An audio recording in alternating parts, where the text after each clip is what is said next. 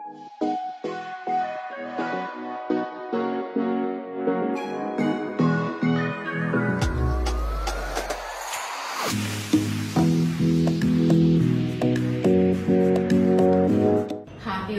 I am Dr. Anusha, consultant at Dr. Vijay's Cosmetology and Hair Transplantation Center.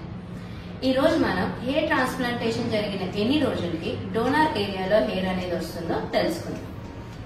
Hair transplantation జరిగిన వెంటనే general గా donor ఏరియాలోని మనకు కొంచెం వాపు నొప్పి అనేది ఉంటుంది.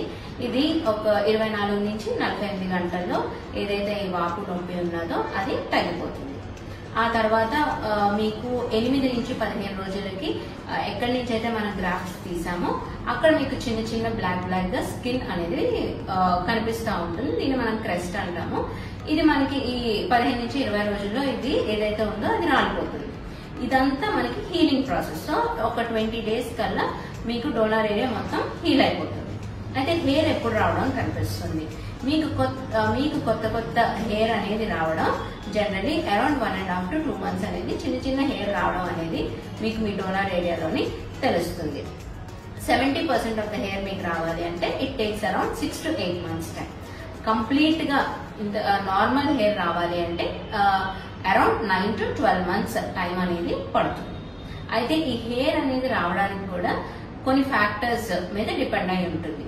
హెల్దీ హెయిర్ మనకి కావాలి, చక్కగా రావాలి, డెన్సిటీ బాగోవాలి, క్వాలిటీ ఆఫ్ ద హెయిర్ బాగోవాలి అని అంటే ఫస్ట్ ఆఫ్ ఆల్ మీ డాక్టర్ మీకు ఏ మెడికేషన్స్, ఏ సప్లిమెంట్స్ అయితే ప్రిస్క్రైబ్ చేశారో అవి మీరు క్రమం తప్పకుండా తీసుకోవాలి.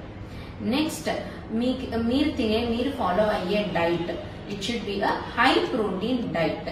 ప్రోటీన్ అనేది మన హెయిర్ కి చాలా మంచిది. సో ప్రోటీన్ అనేది మీ ఫుడ్ లో ఎక్కువగా ఉండేటట్టు చూసుకోవాలి. నెక్స్ట్ మీ డాక్టర్ మీకు అడ్వైస్ చేసిన PRP సెషన్స్ అనేవి మీరు క్రమం తప్పకుండా చేయించుకుంటూ ఉంటే మీకు healthy and good quality hair అనేది వస్తుంది.